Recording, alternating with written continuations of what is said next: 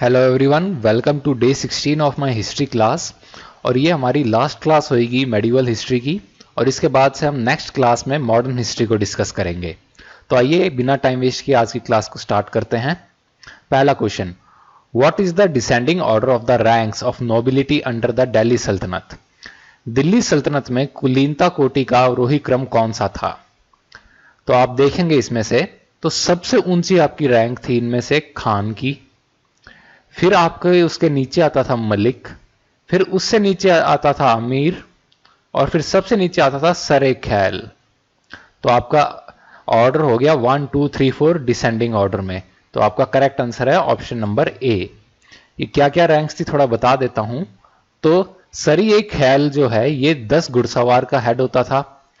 सिफासलार जो होता था ये 10 सरे खेल का होता था हेड।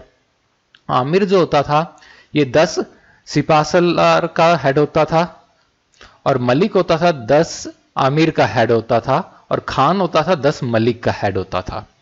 ठीक है, तो समझ गए 10 10 10 का ये चलता था। और इसके अंदर सबसे ऊंची आपकी रैंक होती थी खान की, और सबसे नीची होती थी सरिये खैल की। ठीक है, चलते हैं फिर। In whose reign did the sultanate reach its farthest extent? किसके शासनकाल में सल्तनत का विस्तार सबसे दूर तक हुआ था? तो वो आपका करेक्ट आंसर है ऑप्शन नंबर सी, मोहम्मद बिन तुगलक के काल में। ठीक है, मोहम्मद बिन तुगलक के काल में इसने टेम्परेली लगभग इंडियन सब कॉन्टिनेंट को इसने कवर कर लिया था, और इसके मतलब कि ज्योग्राफिकल रीच पीक पे थी।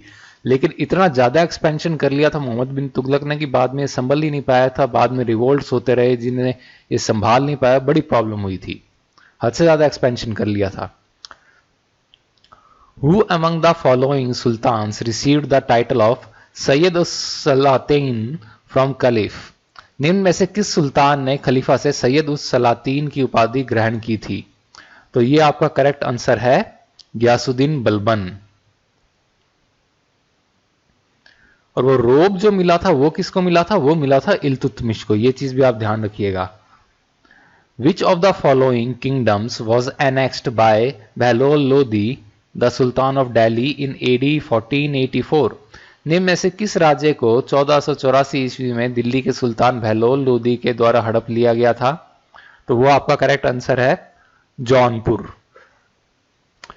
जौनपुर के अंदर शर्की डायनेस्टी थी, जिसको कि हरा के फिर बहलोल लोदी ने इसको एनेक्स कर लिया था जौनपुर को। Ramanuja the Vaishnav saint was born at? वैष्णव संत रामानुज का जन्म कहां हुआ था? तो इनका जन्म हुआ था श्री पेरम्बुदूर के अंदर, ऑप्शन नंबर बी। ठीक है, और रामानुजा ने कौन सी आपका ये दी थी आइडियोलॉजी? ये इन्होंने दी थी विशिष्टाद्वैत की। ये भी आपको ध्यान रखना है। मैंने आपको बताया था ना, मैं कई आचार्यों को आगे सब्सिक्वेंट वीडियोस के अंदर कवर करूंगा, तो ये रामानुजाचार्य का आपका हो गया। बाकी मैं मिसलेनियस वीडियोस के अंदर कवर कर दूंगा, चिंता मत कीजिए। Under which of the following rulers did Ibrahim Khan Gardi serve as an important military officer? निम्न में से किस शासक के शासनकाल में इब्राहिम खान गर्दी एक महत्वपूर्ण सैन्य अधिकारी था? तो वो आपका करेक्ट आंसर है डी, पेशवा बालाजी बाजीराव के। और इनके अंडर काम करने से पहले ये निजाम ऑफ हैदराबाद के अंडर काम करता था। ये चीज भी आपको ध्यान रखनी है। तो अगर क्वेश्चन आए कि ये पेशवा बाजीराव के अंडर काम करने, बालाजी बाजीराव के अंडर काम करने से पहले कहां काम करता था, तो इसका करेक्ट आंसर है Nizam of Hyderabad. Which Jain saint was patronised by Mohammad bin Tughlaq? Mohammad bin Tughlaq के द्वारा किस जैन संत को संरक्षण प्रदान किया गया था? तो वो आपका करेक्ट आंसर है ऑप्शन नंबर सी, जिन प्रभा सूरी। ठीक है, जिन प्रभा सूरी को किसने दिया? आपके मोहम्मद बिन तुगलक ने। बाकी आपके ऑप्शंस जो हैं ये देखिए, दस्तूर जी, मेहर जी, इनको पैट्रोनाइज किया था अकबर ने।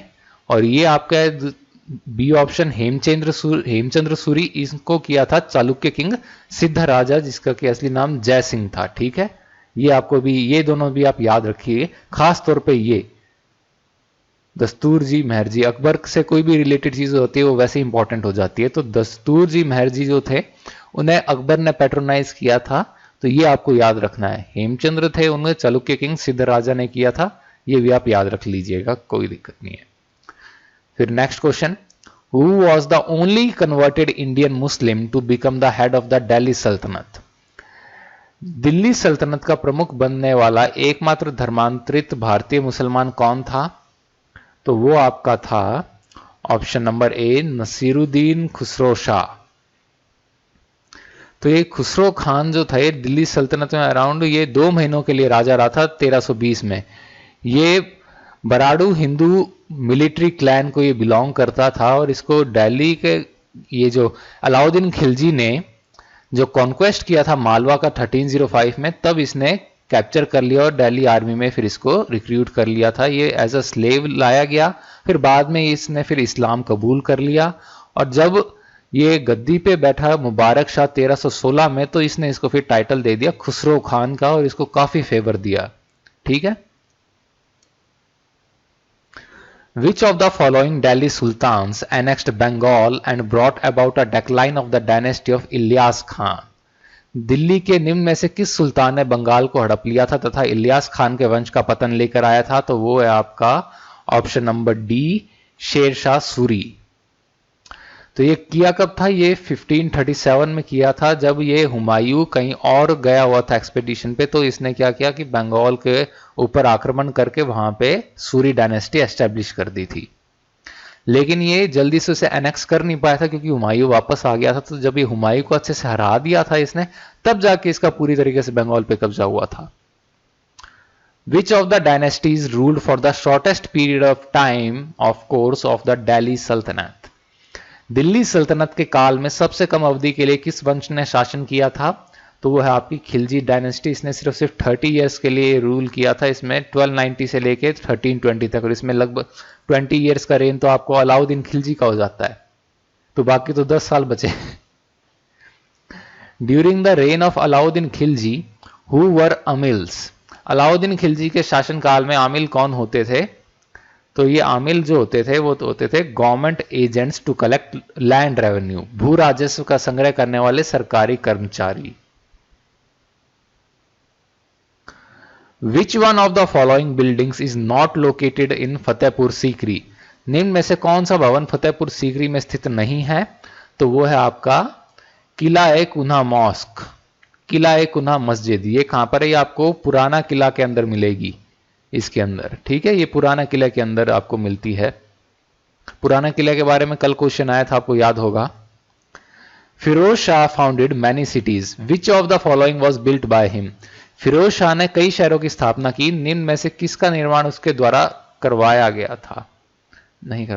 करवाया गया था। हिसार करवाया था, फतेहाबाद कराया था, जौनपुर कराया था। ये तीनों कराए हुए हैं। ऑल ऑफ दीज आपका आंसर आएगा।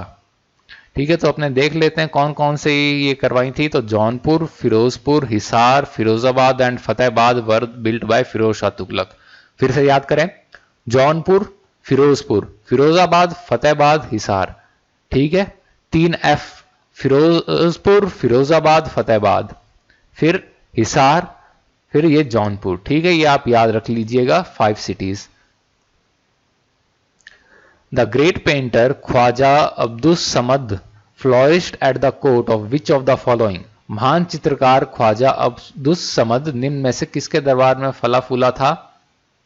अगर इनमें से जहांगीर ऑप्शंस में होता तो मैक्सिमम लोग जहांगीर पे लगा के आते, क्योंकि अपन सब ने पढ़ा है कि Mughal paintings reached it's zenith during the reign of Jahangir.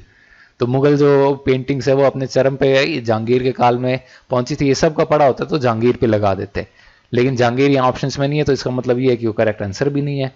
आपका करेक्ट आंसर है अकबर। ये जो थे ये 16th सेंचुरी पेंटर थे पर्शियन मिनिएचर आर्ट के। पर्शियन मिनिएचर आर्ट के अंदर क्या है, ये आप पेंटिंग करते हैं कागज के ऊपर, ताकि उसे किसी रिकॉर्डर में आप रख सकें, एल्बम नुमा या किसी भी चीज के अंदर। ठीक है, तो ये फिर मुगल एम्पायर में ये मूव कर गए थे और वहां पे फाउंडिंग मास्टर बने मुगल मिनिएचर ट्रेडिशन के, और इनकी गाइडेंस में ही मुगल स्टाइल की मैच्योरिटी आई थी। Who among the following amirs was the only publicly flogged by the orders of सुल्तान बलबन? निम्न में से किस आमिर को सुल्तान बलबन के आदेश पर सार्वजनिक रूप से कोड़े लगाए गए थे? तो वो है आपका ऑप्शन नंबर सी, मलिक बकबक।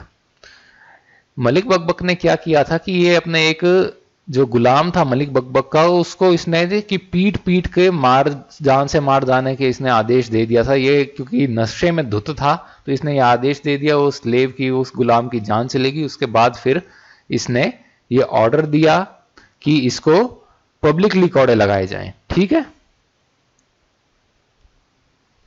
On home emperor Akbar conferred the title of Jagat Guru. बादशाह अकबर ने जगत गुरु की उपाधि किसे दी थी? तो उन्होंने दी थी ये उपाधि हरि विजय सूरी को। ठीक है। हरि विजय सूरी जो थे, इन्होंने क्या किया, ये काफी इन्होंने इनसे इंप्रेस हुआ था अकबर। तो इन्होंने क्या बताया कि ये जैन फिलॉसफी के बारे में पहले तो अबुल फजल को बताया था, फिर उसके बाद में अकबर को बताया, और अकबर इनसे काफी इंप्रेस हुए, तो फिर इन्होंने इससे इन्हें उपाधि दे दी अकबर ने। और इन्होंने अकबर को वेजिटेरियनिज्म अपनाने के तरफ भी मतलब इंस्पायर किया था। तो ये भी क्वेश्चन आ सकता है कि किन्होंने आपको, कि अकबर को वेजिटेरियनिज्म अपनाने के लिए इंस्पायर किया, तो आपका हो जाएगा हरि विजय सूरी। ठीक है। तो वो भी आप याद रखेंगे। Mughal Mewar peace treaty was concluded during the times of. Mughal Mewar शांति संधि किसके समय में की गई थी? तो वो उस टाइम जो राजा था वो था जहांगीर, लेकिन संधि की किसने थी? वो शाहजहां ने की थी 1615 में। ये चीज भी आपको याद रखनी है। क्या हुआ था ये कि कई सारे युद्ध के बाद क्या मेवाड़ के ही ये फाइनेंशियली काफी नुकसान हो गया, मैन पावर का काफी ज्यादा लॉस हो गया, काफी लोग मारे गए। तो फिर इन्होंने ये जो उस टाइम मेवाड़ के जो राजा थे महाराणा अमर सिंह फर्स्ट, ये महाराणा प्रताप के जो थे सक्सेसर थे और ये सबसे बड़े बेटे, तो इन्होंने ये समझा कि इसी में समझदारी है कि नेगोशिएशंस कर लें। तो नेगोशिएशन किया। नेगोशिएशन शाहजहां ने किया। ये चीज आप ध्यान रखिए। नेगोशिएशन किसने किया? अगर क्वेश्चन आता है तो शाहजहां होएगा। किसके रेन में हुआ, किसके शासन काल में हुआ? तो आंसर आपका हो जाएगा जहांगीर। और कब हुआ? 1615। ये आप ध्यान रखिए। ठीक है। कंफ्यूज मत होना। Consider the following. निम्नलिखित पर विचार करें। Tughlaqabad fort, Lodi garden, Qutub Minar, Fatehpur Sikri. The correct chronological order in which they were built is. इनके निर्माण का सही कालक्रम कौन सा है? देखिए, आपको अगर डेट्स भी अगर याद ना होना तो भी आप इसको कर सकते हैं। कैसे? मैंने क्या बताया था आपको? गुलाब खिले तो सांस लो। सही है। अब आप इसके ऊपर गौर कीजिए। सबसे पहले ये किसने बनवाई थी? कुतुब मीनार आपकी बनी थी इल्तुतमिश, जो कि फाउंडर किसका? इल्तुतमिश का। कुतुबुद्दीन ऐबक ने स्टार्ट कराई थी, इल्तुतमिश ने कंप्लीट कराया था काम। कुतुब मीनार का ये स्लेव डायनेस्टी यहां पे आ गया, तो आपका ये पहला हो गया। उसके बाद आपका क्या था? तुगलकाबाद फोर्ट, तो ये तुगलक ने बनवाया होगा, तो ये तुगलकाबाद फोर्ट हो गया सेकंड। अब फिर आपका आएगा फतेहपुर सीकरी, तो चलिए फिर मुगल से हो गए, ये तो लास्ट है आपका। और थर्ड आपका जो बचा लोधी गार्डन, नेचुरली फिर लोधी के टाइम ही होएगा, सॉरी कुतुब मीनार, और ये लोधी गार्डन आपका हो गया। ओहो, मैंने ये थोड़ा सा यहाँ पे मैं आपका नंबरिंग मैंने सही कर दूं, तो आपके सबसे पहले ये गुलाम डायनेस्टी, ये कुतुब मीनार। ठीक है। तीसरा सबसे पहले हो गया वो क्या, मैंने कुतुब मीनार और क्या आगे फिर मैं ऐसे लिखने लग गया था, सॉरी। फिर सेकंड नंबर पे आपका आएगा तुगलकाबाद फोर्ट। ठीक है। फिर आपका आएगा लोधी गार्डन, और फिर सबसे लास्ट में आएगा फतेहपुर सीकरी। 3124 3124 आपका है सी। ठीक है। समझ रहे हैं? आपको तो डायनेस्टी का क्रोनोलॉजिकल ऑर्डर देखना है और आप ये क्वेश्चन सॉल्व कर लेंगे। चलिए नेक्स्ट, कुतुब मीनार कब बनाया था? चलिए नेक्स्ट क्या, अपने इसको थोड़ा एक्सप्लेन कर दूं। कुतुब मीनार 12th और 13th सेंचुरी के अंदर बना था। तुगलकाबाद फोर्ट अपने 14th सेंचुरी में बना था। लोधी गार्डन 15th और अर्ली 16th सेंचुरी में, और फतेहपुर सीकरी अपना लेट 16th सेंचुरी के अंदर बना था। तो अब next question, the head of military department under the reorganised central machinery of administration during Akbar's reign was. Akbar के शासनकाल में प्रशासन के पुनर्गठित केंद्रीय तंत्र में सैन्य विभाग का प्रमुख कौन होता था? तो वो होता था आपका Mir Bakhshi. Which of the following measures was not associated with Mohammad bin Tughlaq. निम्न में से कौन सा उपाय मोहम्मद बिन तुगलक के साथ जुड़ा हुआ नहीं था? रीइम्पोजिशन ऑफ जजिया ऑन ब्राह्मण्स, ब्राह्मणों पर पुनः जजिया लगाना। यही पहला आंसर ऑप्शन ए ही हो गया। क्यों? क्योंकि ये लगाया था फिरोज शाह तुगलक ने। बाकी इंट्रोडक्शन ऑफ फेमाइन कोड इन दोआब, दोआब में इनके टाइम में अकाल पड़ा था, अपने सबको पता है। इंट्रोडक्शन ऑफ टोकन करेंसी अपन को पता है, और दिल्ली से दौलताबाद का अपन को पता है। तो ये आपका करेक्ट आंसर हो गया option number A, re imposition of jizya on Brahmins, ये फिरोज शाह तुगलक ने किया था। Of the place is given below, pick up the one first conquered by Alauddin Khilji as the sultan of Delhi. Delhi के सुल्तान के रूप में अलाउद्दीन खिलजी के ने नीचे दिए गए स्थानों में से किस स्थान को सबसे पहले जीता था? तो वो उसने जीता था सबसे पहले ऑप्शन नंबर सी, गुजरात को। ठीक है, अब आप देख लेते हैं थोड़ा अपने ईयर्स कौन से रहे थे। गुजरात 1299 के अंदर रेड किया, एनेक्स किया 1304 में। रणथंबोर सबसे पहले रेड 1299 में ही कर दिया था, इसलिए ईयर गिना जा रहा है। ठीक है, रणथंबोर को 1301 में किया, चित्तौड़ को 1303 में किया, मालवा को 1305 में किया, सिवाना को 1308 में और जालोर को 1311 के अंदर। और इधर से मलिक काफूर में ने भी साउथ के अंदर को ये कॉन्क्वेस्ट जो लीड किया था, उसमें देवगिरी 1308 में कॉन्कर किया, वारंगल 1310 के अंदर और द्वार समुद्र 1311 के अंदर किया था। तो ये भी आपने याद रखिएंगे, क्रोनोलॉजिकल ऑर्डर इसका क्वेश्चन आगे आएगा आपको। The kingdom of Ranjit Singh included, Ranjit Singh के राज्य में शामिल किया था, तो रंजीत सिंह के राज्य में शामिल था आपके श्रीनगर। महाराजा रंजीत सिंह थे, ये लीडर थे सिख एम्पायर के, और इन्होंने नॉर्थ वेस्ट इंडिया में, ये इंडियन सब कॉन्टिनेंट के नॉर्थ वेस्टर्न पार्ट को रूल किया था अर्ली 19th सेंचुरी में। और 1819 में इन्होंने वहां पे जो कश्मीर के अंदर अफगान सुन्नी मुस्लिम रूलर्स थे उनको सक्सेसफुली हराया और श्रीनगर और कश्मीर को एनेक्स कर लिया। तो इनका रूल नॉर्थ में झेलम जो वैली है उस तक पहुंच गया, beyond the foothills of the Himalayas. Who inscribed the name of Khalifa of Baghdad on his coins? किस शासक ने अपने सिक्कों पर बगदाद के खलीफा का नाम गुदवाया था? तो यह है आपका ऑप्शन नंबर सी, इल्तुतमिश। आपको जैसे ही मैंने बताया था, इनको खलीफा से मिला था रोब ऑफ ऑनर, और ये टाइटल्स मिले थे। कौन कौन से टाइटल्स मिले थे? यस्मिन खलीफा अल्लाह और नसीर अमीर अल मुमीन। ठीक है, तो इसके बाद फिर खलीफा का जो रिकॉग्निशन मिला, तो इससे क्या हुआ, इल्तुतमिश का काफी स्ट्रेंथन हो गया इस्लामिक वर्ल्ड के अंदर, इनकी पोजीशन काफी इंप्रूव हुई। तो इसके बाद इल्तुतमिश ने ये खलीफा का नाम अपने सिक्कों पर गुदवाना शुरू कर दिया, यहां तक कि इनका जो सिल्वर कॉइन था, टंका जो इंट्रोड्यूस किया था, उस पे भी। A person road the history of Aurangzeb in total secrecy, what was the name of the work? एक व्यक्ति ने पूरी गोपनीयता के साथ औरंगजेब का इतिहास लिखा था, उसकी कृति का नाम क्या था? तो उसकी कृति का नाम है मोहम्मद शकी मसीर ए अलामगिरी। मोहम्मद साकी की मसीर ए अलामगिरी।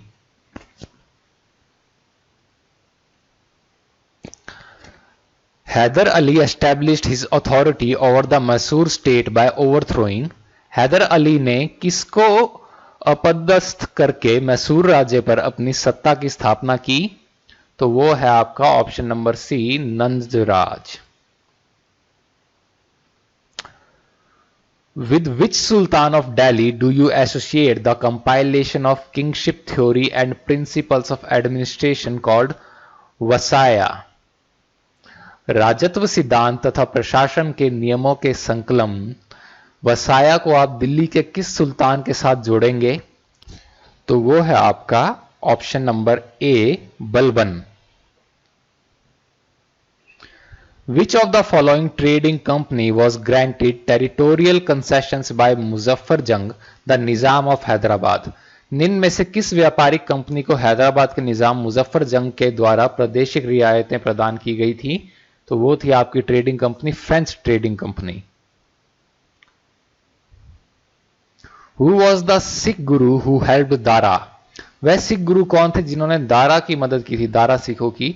तो वो दारा सिखों की मदद की थी ऑप्शन नंबर बी, गुरु हर राय ने। गुरु हर राय जो 7th गुरु थे आपके सिख्स के, he is notable for maintaining large army of 6 soldiers. जो कि इनके 6th गुरु थे, उन्होंने अमास की थी, लेकिन ये मिलिट्री कन्फ्लिक्ट को उन्होंने अवॉइड किया था। जो ये गुरु हर राय थे, इन्होंने सूफी इन्फ्लुएंस्ड जो था दारा सिखों, because he was a liberal, तो दारा सिखों को सपोर्ट करना इन्होंने ज्यादा सही समझा बजाय के कंजर्वेटिव औरंगजेब को। क्योंकि ये उस टाइम एक्सेशन का वॉर चल रहा था, सक्सेशन का सॉरी, ये एक वॉर चल रहा था, तो उसके अंदर दारा सिखों के साथ में इन्होंने फिर सपोर्ट किया। Whose tomb among the following is not located in India? निम्न में से किसका मकबरा भारत में स्थित नहीं है? तो वो है जहांगीर का। जहांगीर का मकबरा कहां पे स्थित है आपको पता होगा, लाहौर में। और इत्माद-उद-दौला ये टूम्ब कहां पे है? ये टूम्ब आपके है आगरा में। ये किसकी टूम्ब है? ये जो नूरजहां के फादर थे मिर्जा गैस बेग, उनकी ये टूम्ब है। ये आपको ध्यान होगा जहांगीर के दरबार के अंदर दीवान थे, नूरजहां के शादी होने से पहले ये वहां पे दीवान थे। ठीक है, तो ये इनकी टूम्ब है। ये भी आपको क्या अगर क्वेश्चन आ जाए इत्माद-उद-दौला टूम्ब कहां पे है, तो वो है आगरा में। और किसकी है? तो वो नूरजहां के पिता की है। ठीक है,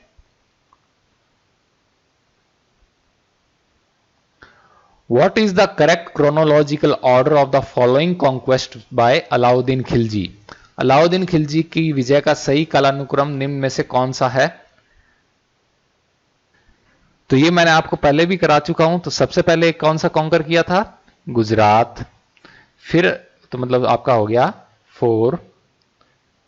फिर आपका किया था रणथंभौर 4-1। 4-1 कहां पे है? 4-1 आपका सी के अंदर है, ये हो गया आपका। फिर चित्तौड़ और मालवा तो उसके बाद हो ही गए 2 और 3। तो ये आपका करेक्ट आंसर है। ये मैंने आपको क्रोनोलॉजिकल ऑर्डर करवाया भी था। Who was the founder of the autonomous kingdom of Awadh और औध? अवध के स्वायत्त राज्य के संस्थापक कौन थे? तो वो थे आपके ऑप्शन नंबर बी, सादत खान। ठीक है, सादत अली खान को अपॉइंट किया गया था नवाब अवध का इन सितंबर 1722 और इन्होंने सक्सीड किया था गिरधर बहादुर को। तो उसके बाद से इन्होंने इमीडिएटली सब्ज्यू किया ऑटोनोमस ये Shaikhzadas of Lucknow and Raja Mohan Singh of Tiloi, और उसके बाद फिर अवध स्टेट इन्होंने कंसोलिडेट कर ली थी। ठीक है, which one among the following books was authored bye a lady of the Mughal royal house? निम्न में से कौन सी पुस्तक मुगल शाही घराने की एक महिला के द्वारा लिखी गई थी? तो वो बुक है आपकी हुमायूं नामा, गुलबदन बेगम ने लिखी थी, हुमायूं की बहन। Prem Vatika poems on the life of Krishna was composed by, Krishna के जीवन पर आधारित कविताओं की पुस्तक प्रेम वाटिका की रचना किसके द्वारा की गई थी? तो वो आपकी की गई थी ऑप्शन नंबर डी, रसखान के द्वारा। तो सैयद इब्राहिम खान ये एक पाश्तून ओरिजिन के एक पोएट थे और ये बाद में भगवान कृष्ण के भक्त बन गए। तो इनका पेन नेम जो था वो था रशखान। तो इन्होंने ट्रांसलेट भगवत पुराण को पर्शियन के अंदर भी किया था। तो कल को क्वेश्चन आए कि निम्नलिखित में से किसने भगवत पुराण को ट्रांसलेट किया इसने पर्शियन में, फारसी भाषा में, तो वो आपका करेक्ट आंसर हो जाएगा रशखान। तो रशखान की खड़ी बोली की जो ये राइटिंग्स हैं ये कई सारी हैं और ये काफी इंपॉर्टेंट हैं। इनमें से जो इंपॉर्टेंट नाम है उनका नाम है सुजना रशखाना, प्रेम वाटिका, दनालीला, अष्टायामा और एक पदों का जो एक कलेक्शन है, जो राइम कपलेट्स होते हैं पद हिंदी के, उनका एक कलेक्शन है। तो ये 5 इनकी जो कृतियां हैं ये सबसे इंपॉर्टेंट हैं। During the reign of which of the following ruler was Chahalgani dominant? निम्न में से किस शासक के शासनकाल में चहलगानी हावी थी? तो वो आपकी हावी थी इल्तुतमिश के टाइम में। इल्तुतमिश ने ही इन्हें फिर पावर दी थी और इनकी पावर खत्म किसने की थी? वो की थी बलबन ने। ये भी आपको याद रखना है। इल्तुतमिश को ये डर था कि इनके जो नोबल्स थे जो वो इनके अगेंस्ट रिवोल्ट कर देंगे, तो इन्होंने सबसे अपने लॉयल जो नोबल्स थे उनके एक 40 का ग्रुप बनाया, कॉर्प्स ऑफ 40, जिन्हें कि चहलगानी या चालीसा कह देते हैं। तो वो बनाया, वो कंस्टिट्यूट किया। बाद में ये कुछ ज्यादा ही पावरफुल हो गए। इन्होंने रजिया सुल्तान के टाइम भी प्रॉब्लम खड़ी की। फिर ये क्या बलबन जो थे इनमें से निकल के बने, लेकिन बलबन रियलाइज्ड कि इनकी पावर बहुत ज्यादा बढ़ रही है और ये न्यूसेंस क्रिएट करेंगे, तो बलबन ने फिर इनके पर काट दिए थे। The Muslim ruler who conquered the kingdom of Bundelkhand in 1203 AD was, वह मुस्लिम शासक जिसने 1203 ईस्वी में बुंदेलखंड राज्य पर जीत हासिल की थी, तो वो कौन था? तो इसका करेक्ट आंसर है आपका कुतुबुद्दीन ऐबक। उस टाइम कुतुबुद्दीन ऐबक थे। कुतुबुद्दीन ऐबक मैं बता दूं उस टाइम दिल्ली सल्तनत के सुल्तान नहीं थे। ठीक है, वो बने थे 1206 के अंदर, 1206 से 1210 तक। ठीक है, तो उस टाइम ही was a slave of Mohammad Ghori. ये चीज आपको याद रखनी है। Rajputs are mentioned as Agnikul Kshatriyas in. किसमें राजपूतों का वर्णन अग्निकुल क्षत्रियों के रूप में किया गया है? तो वो है आपका पृथ्वीराज रासो बाय चंद्रवरदाई। ठीक है, ये भी आप याद रखेंगे। Who was the infamous काजी फजीहत और काजी फजीलत during the reign of Sher Shah?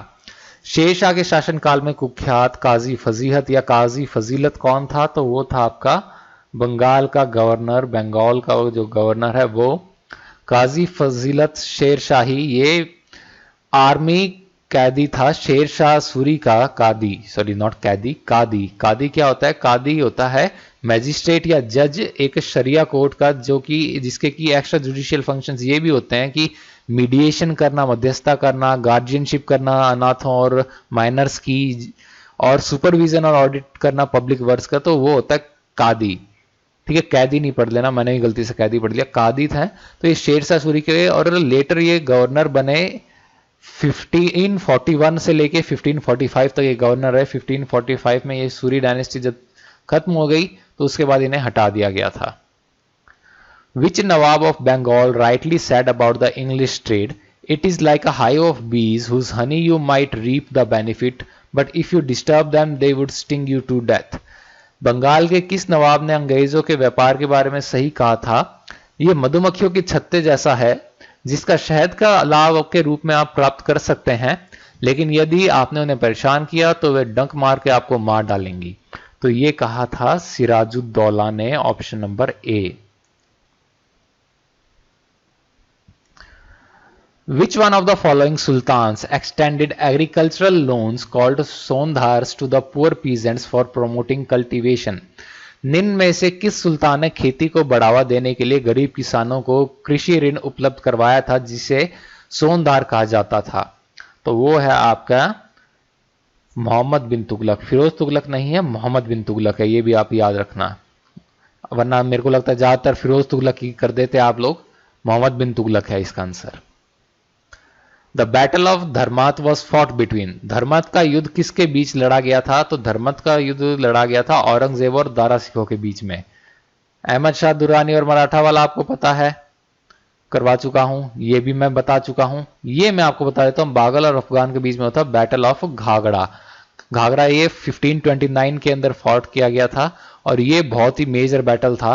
ये क्या था, इसके अंदर जो बाबर की फोर्सेस और बाकी इसके इंडियन एलाइज मिले थे, ये किसके अगेंस्ट लड़े थे? ईस्टर्न अफगान जो कॉन्फेडरेट्स थे अंडर सुल्तान महमूद लोदी और सल्तनत ऑफ बंगाल अंडर सुल्तान नुसरत शाह, तो इनके अगेंस्ट जीते लड़े थे और ये जीते थे 1529 के अंदर। ठीक है, तो ये कब हुआ था बैटल ऑफ घाघरा? 1529, ये आपको याद रखना होगा। 1530 में बाबर की डेथ हो गई थी, ये भी आपको याद रखना है। At the Mughal court who were known as Turanis, Mughal दरबार में तुरानी के नाम से किन्हें जाना जाता था? तो ये हैं वो those who held from regions of central Asia, वे जो मध्य एशिया के क्षेत्रों से आए थे। तुरान क्या है? ये हिस्टोरिकल रीजन है सेंट्रल एशिया के अंदर। ये टर्म ईरानियन ओरिजिन का है और ये एक पर्टिकुलर प्री हिस्टोरिक कोई ह्यूमन सेटलमेंट है उसको रेफर करता होगा, या फिर कोई हिस्टोरिकल जियोग्राफिकल रीजन या कोई कल्चर को ये शायद रेफर करता होगा। और जो ओरिजिनल जो तुरानियंस थे ये ईरानियन ट्राइब थी जो कि एवेस्टर्न एज की थी, जब जेंड एवेस्टा आई थी तब उस एज की थी। ये कब था? मेरे ख्याल से 6th सेंचुरी बीसी के टाइम का ये शायद होना चाहिए। हु सेड हुन्स दिल्ली दूरस्त, किसने कहा था हुन्स दिल्ली दूरस्त? तो ये कहा था आपके निजामुद्दीन औलिया जी ने। किसको कहा था ये कहा था ग्यासुद्दीन तुगलक को। और ये भी एक फोकलोर चलती है कि ग्यासुद्दीन तुगलक को ये कहा था कि ये जो तुगलकाबाद जो फोर्ट बना रहा है यहाँ पे कि तेरे लंगूर ही बसेंगे, तो वो आज तक वहां पे लंगूर बसते हैं। तो ये भी शायद पूछा जा सकता है, तो ये भी आप याद रखिएगा। ठीक है, आपको ध्यान होगा इन दोनों के बीच में ये कन्फ्रंट्रेशन चलता था, तो इसका ये था, तो इन्होंने फिर कहा था हुन्स दिल्ली दूरस्त।